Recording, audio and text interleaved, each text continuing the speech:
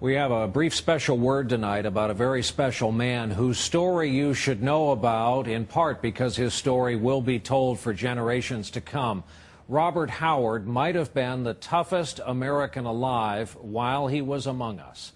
Bob was the only man ever to be nominated for the Medal of Honor 3 times for 3 separate acts of staggering heroism in combat.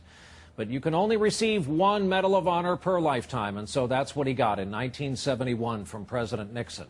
That's not all he got, though. He received 8 Purple Hearts, 8 of them. There were Silver Stars, 4 Bronze Stars, 2 Distinguished Service Crosses.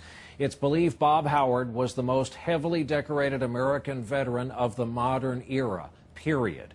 He was a proud product of Alabama, and he let you know it. He was a Green Beret, Special Forces. While technically he fought in the Vietnam War, he fought in Laos and Cambodia and all kinds of other places where we were once told U.S. forces weren't fighting at the time.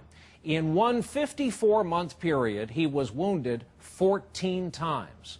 He served 5 tours of duty in Vietnam, and in recent years he loved his trips to Iraq and Afghanistan to visit the men and women in uniform and in the fight there.